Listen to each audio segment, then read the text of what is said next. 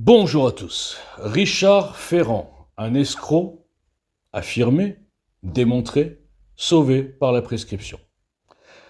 Après avoir été président de l'Assemblée nationale, comme je l'annonçais il y a quelque temps, pas que moi, il est aujourd'hui président du Conseil constitutionnel.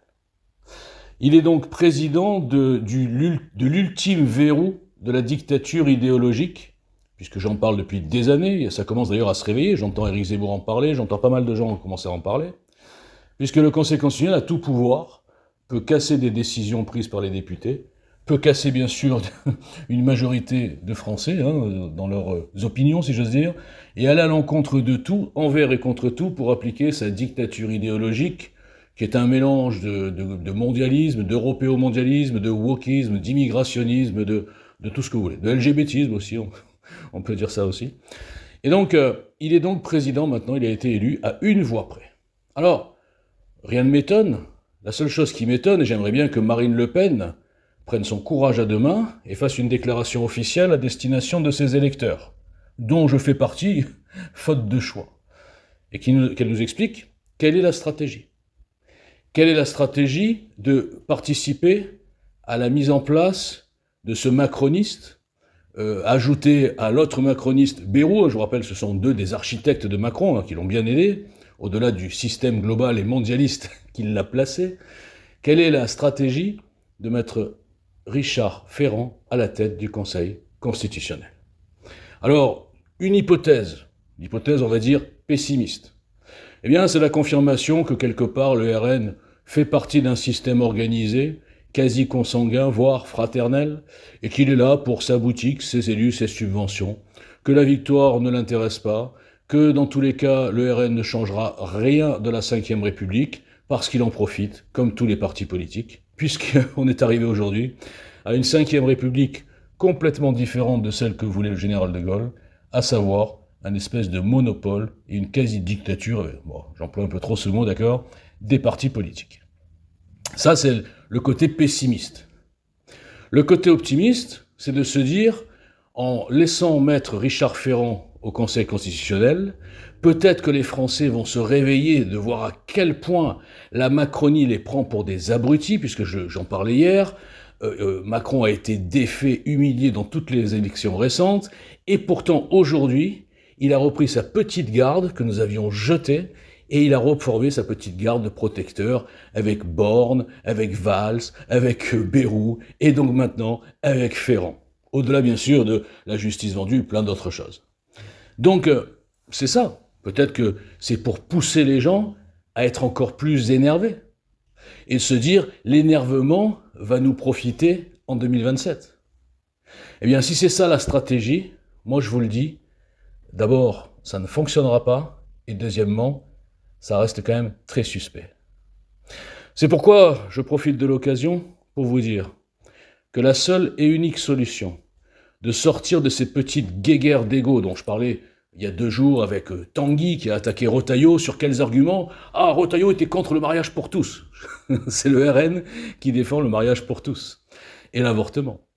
Donc pour casser toutes ces petites guéguerres, pareil, on le voit au LR, Retailleau qui monte un petit peu dans les sondages, hop, il va se présenter à la présidence des LR, contre Wauquiez, pour faire une guéguerre, pour avoir la place. Ces gens-là sont motivés par une seule chose, la place. Et donc je le redis, la seule solution, et j'ai le plan pour ça depuis 7 ans, mais vous le savez, je suis boycotté partout. Je suis surtout boycotté par tous ceux qui ont un intérêt au statu quo, à ce système, à cette Ve République, qui garantit le monopole de la parole politique à des partis subventionnés, qui ne changeront pas une virgule, à des élus, à des députés, à des élus régionaux, à toutes sortes de gens qui vivent de ce système, et qui font un barrage complet à toute initiative et alternative politique qui ne vient pas de leur caste, avec un S.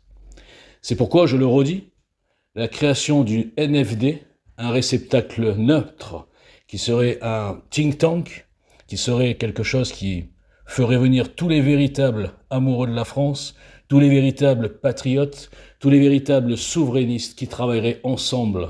Alors bien sûr, pourquoi pas quelques leaders politiques, c'est pas du tout gênant.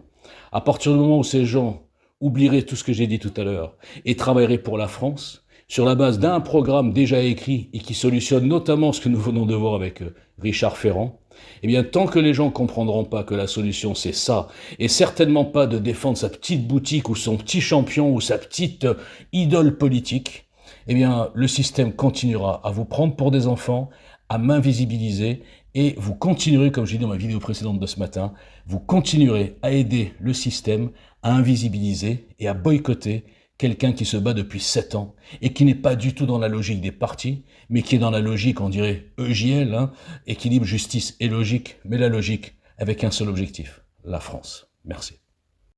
Bonsoir à tous. Alors aujourd'hui, je reçois une question d'un de mes fans, Franck Abed, royaliste intransigeant de son État. Il me pose la question, il y a pas mal de critiques sur la nomination de Richard Ferrand au Conseil constitutionnel, moi le premier d'ailleurs, et il me dit, oui, mais d'accord, mais toi, t'aurais nommé qui? Et là encore, nous retombons sur la base logique de JL Citoyen depuis 7 ans. Vous êtes tous dans le qui, alors que moi, je suis bien seul d'ailleurs, je suis dans le quoi. Alors on va prendre le problème à l'envers. Le Conseil constitutionnel, son rôle, c'est de vérifier que les lois votées par le peuple et par leurs représentants, on va dire les députés, sont constitutionnelles. Alors moi je pose la question. Dans une démocratie, une loi qui est votée par les représentants, je vais m'adapter à la République, la 5e. Une loi qui est votée par les représentants du peuple, donc au Parlement. En quoi elle a besoin d'être vérifiée et voir si elle rentre bien dans le cadre de la Constitution. Si on prenait le problème à l'envers, eh bien logiquement, encore une fois, on se dirait qu'une loi votée démocratiquement à l'Assemblée nationale, si elle nécessite une modification de la Constitution, eh bien la modification est automatiquement adoptée. C'est d'ailleurs la base du mandat, plus ou moins impératif, c'est loin à expliquer, c'est la base de réflexion du programme EJL Citoyen. Donc déjà pour répondre à la question qui, je répondrai quoi, et en ce qui me concerne, il n'y aurait même plus de quoi, tout simplement. Donc la base c'est quoi? Le peuple a voté.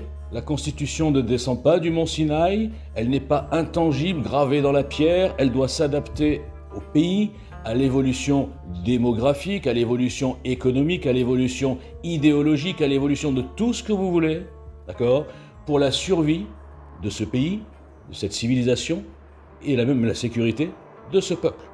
Donc tout ce qui vous enferme dans cette Constitution qui n'est absolument plus adapté à plein de niveaux, parce que eux profitent de ce système et ça facilite l'application, je mélange tout, des 2 plans mondialistes connectés dont personne ne parle, eh bien tous ces gens, ils vous enferment parce que justement, ils en profitent.